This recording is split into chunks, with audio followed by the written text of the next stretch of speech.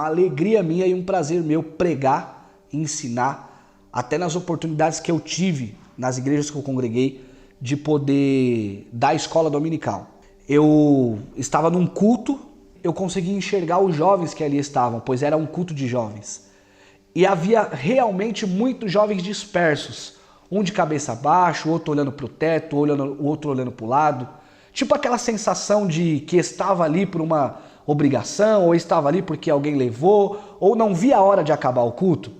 Antes da ministração eu orei a Deus e falei, Senhor, como que eu faço para que eu chame a atenção desses jovens, para que eles realmente não fiquem dispersos assim, da forma que eles estão. E o Espírito Santo de Deus ministrou na minha vida me dizendo, cada um deles tem uma chamada. Só que, porém, eles precisam se despertar para isso. Aí eu comecei a pregar, e aí no decorrer da pregação, Deus me deu uma estratégia, que foi aonde eu comecei a olhar exatamente para esses jovens, e eu comecei a provocá-los, chamando a atenção deles, mostrando a Bíblia para eles e dizendo, olha, dá uma olhadinha aqui, olha onde está escrito. E aí, de repente, com isso, Deus me fez ver que o ambiente, o clima do ambiente foi mudando.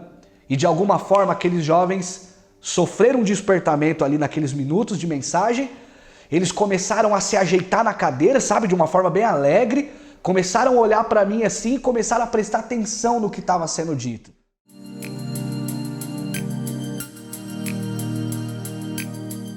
Como que a gente faz para isso continuar?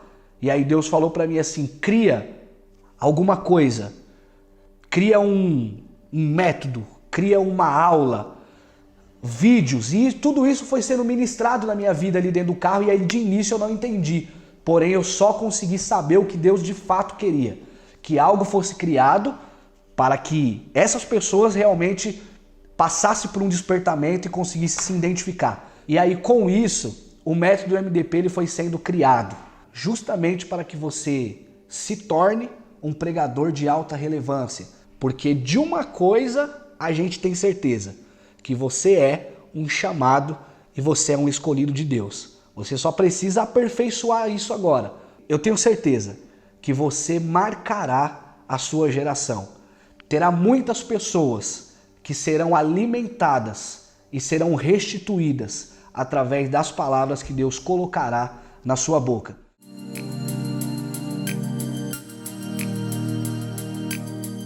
Pode ter certeza que tudo isso é um propósito de Deus. Resumindo, você não está aqui por acaso não, tá certo? Você está aqui porque Deus te colocou neste canal, te deu essa ferramenta para que a gente vai junto desenvolver aí o seu ministério.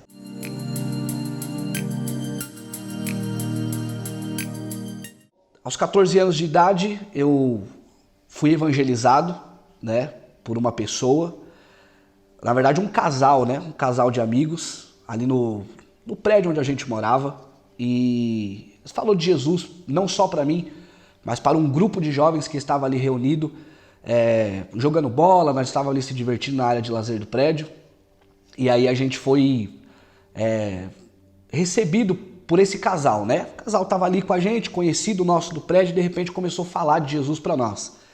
E aí é onde foi feito o convite, que no mesmo dia iria ter um culto à noite.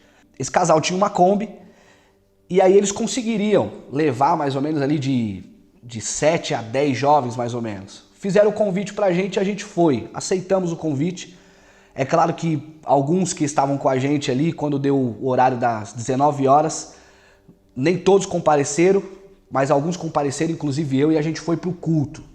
Chegamos ali no culto, ouvimos a palavra, e aí todos os jovens aceitaram a Jesus, inclusive eu também. Voltamos para casa todos felizes, com aquela sensação de libertação, com aquela sensação de liberdade, de que agora Cristo estava em nós. E assim foi indo. Chegando uma quarta-feira, a gente foi para o culto também.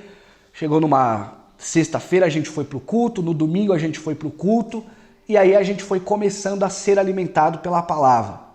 Até então, não havia expectativa em mim de ser alguém dentro do ministério, porque para mim estava tudo muito bom, simplesmente aquilo que estava acontecendo. Só que, porém, Deus já tinha um propósito bem maior para realizar na vida de cada jovem que ali estava, assim como na minha vida também. E aí, no decorrer dos cultos, a gente foi chamado para o batismo nas águas. Aceitamos o batismo, nos batizamos nas águas e logo que passamos por esse batismo, próxima etapa, todos nós começamos a cantar na mocidade, grupo da mocidade. E aí começamos a participar de ensaio, você começa a se envolver um pouco mais dentro do ministério. Participei de diversos congressos, né, usando roupas, uniformes, becas, enfim. Algo me chamou a atenção quando eu comecei a observar muita gente pregando. E aí eu achava que isso era de mim. Me despertou para eu ir para a internet. Aquela internet lenta, aquela internet devagar, mas mesmo assim eu conseguia ver vários vídeos. E aí teve algumas coisas que foi me despertando tanto que eu cheguei até a comprar um gravador. Um gravadorzinho velhinho, bem simplesinho. E aí todos queriam pregar na minha igreja, eu colocava ali perto da caixa de som e eu gravava a mensagem. E aí quando eu chegava em casa eu ouvia aquela mensagem. O que estava acontecendo? Já estava gerando em mim o desejo e o ministério da pregação. E sem eu saber, eu simplesmente gostei, amei, observava muitos pregadores, via muita gente pregando, comecei a me apaixonar por aquilo, mas porém eu não declarava isso para ninguém, eu ficava quieto. Eu ouvia mensagens no computador, ouvia as mensagens do gravador dos pregadores que foram pregar na nossa igreja. Em outras igrejas também eu ia para visitar, vigílias. Então eu comecei a me envolver dentro dessa proposta. O pastor da igreja onde eu congreguei, que foi o meu primeiro pastor, teve um dia que ele chegou no ensaio e aí ele olhou para mim e falou assim: olha, prepara uma mensagem, porque você vai pregar. Eu não havia falado para ele que eu gostava de pregação. Eu não havia falado para ele que eu queria ser pregador. Só que, porém, tudo estava correndo e tudo estava me empurrando, me impulsionando para dentro desse propósito do ministério da palavra. E ali as minhas pernas tremeram, as minhas mãos suaram, inclusive a gente vai falar isso nos próximos módulos, tá? As minhas mãos suaram demais, as minhas pernas tremeram, porque eu não sabia nem quase abrir a Bíblia direito, porque isso ocorreu muito rápido, foi em questão de meses. E aí eu falei: e agora? Eu tenho que pregar, eu vou pregar uma palavra. E aí, nessa mesma semana, né, quando ele preparou a data para mim, dizendo para mim: ó, você vai pregar tal dia, prepara aí que você tem tantos dias para você pregar. Eu nem Bíblia tinha direito, tinha uma Bíblia lá simplesinha, não era Bíblia de estudo, nada. E aí num dos cultos da semana chegou uma irmã em mim também sem saber de nada, gente. Pegou uma Bíblia de estudo e falou assim: ó, eu senti de te dar essa Bíblia. E aí quando eu peguei aquela Bíblia de estudo, eu abracei ela com força e aí eu comecei a entender que realmente Deus estava me chamando para esse propósito. Vou ser sincero para vocês, tá? A primeira mensagem não foi nenhum sucesso. Isso humanamente falando. O pastor me deu a oportunidade num culto, o culto estava cheio, tremi pra caramba. Quando eu terminei aquele sermão, que eu acho que durou no máximo 5 minutos, é isso mesmo, uma mensagem oficial, demorou no máximo 5 minutos. Tudo isso é experiência. Aquilo que eu tinha escrevido no papel, tinha preparado aquele sermão, não consegui ler nada daquilo.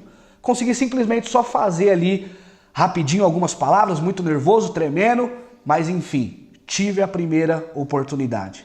E depois dessa primeira oportunidade, eu nunca mais parei, porque eu sempre acreditei que dos 5 eu poderia falar 10, dos 10 eu poderia falar 15, dos 15 eu poderia falar 20, dos 20 eu poderia falar 30 e assim sucessivamente. Uma coisa eu sempre coloquei na minha mente, que eu tinha que me preparar mais para as oportunidades que virão. Enfim, daqui para lá, a gente vai falar nos próximos módulos.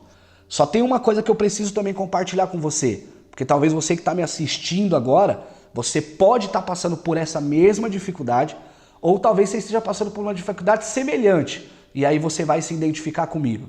Eu tive alguns problemas quando eu assumi o ministério da pregação, Quando eu olhei para mim mesmo e falei, eu quero ser um pregador. E aí junto com isso vieram profecias nos montes, campanhas em lares, cultos da tarde, cultos de círculo de oração, vigílias. Começaram a vir diversas revelações da parte de Deus para mim dizendo, vou te levantar, vou levar você, vou te usar na terra como um pregador. E aí tudo isso foi me alimentando. Então um dos problemas que eu passei foi dentro da minha própria casa, tá?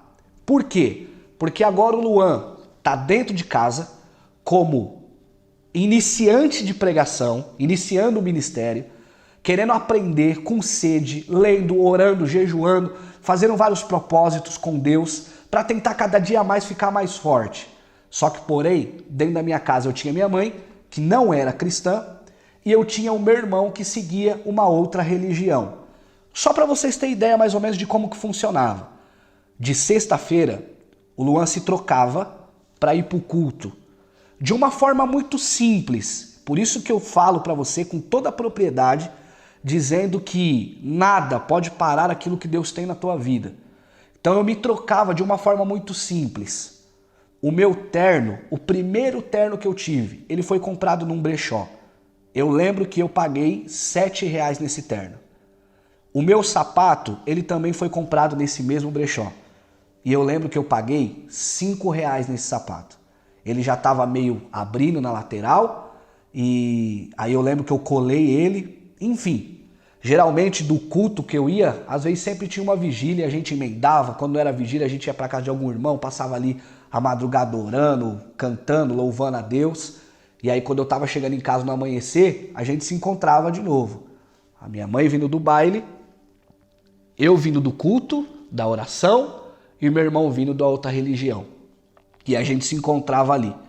Por diversas vezes eu já passei várias barreiras. Eles nunca me proibiram, tá? Deixando bem claro aqui, nunca chegaram a me proibir de falar, não vai para a igreja. Agora, porém, o pra que você vai, eu já ouvi muito.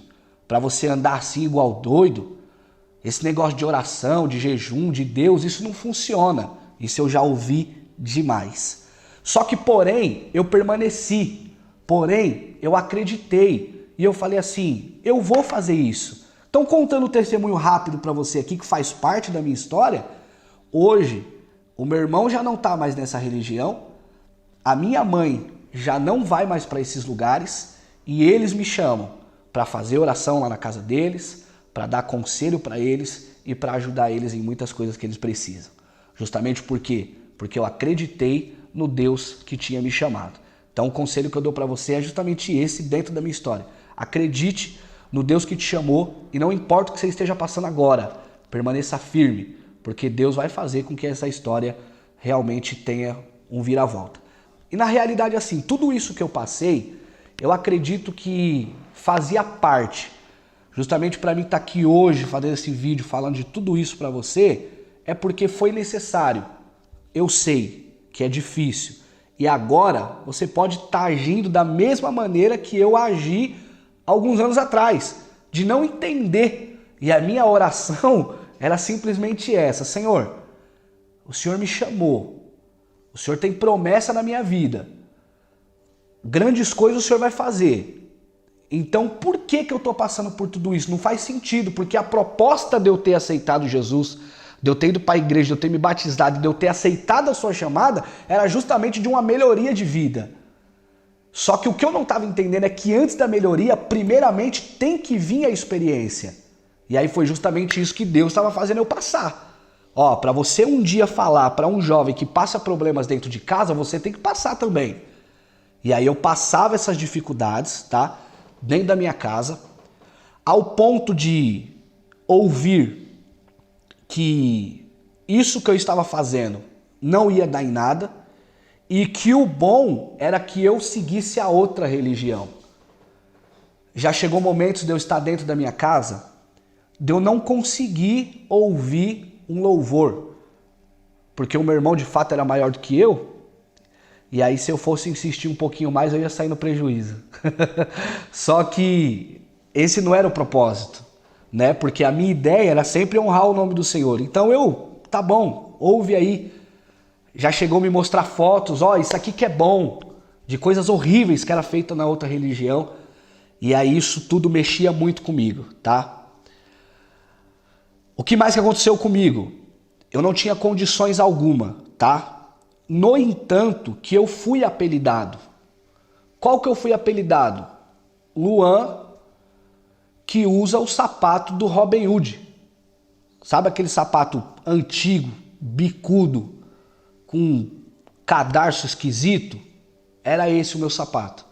E eu usava este sapato para ir para todos os cultos, tá? E nada disso me fez parar, tá? Por que eu tô contando essa história para você? Conforme eu falei, a gente podia fazer um vídeo aqui de 2 horas porque eu passei por muita coisa, tá? Mas por muita coisa mesmo.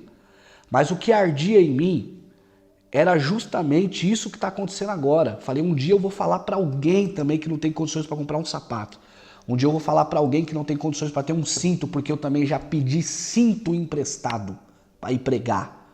De na hora de eu colocar o cinto arrebentar, eu não ter condições de comprar e eu ter que pedir um cinto emprestado também. E aí assim, gente, eu comecei a desenvolver o meu ministério, tá?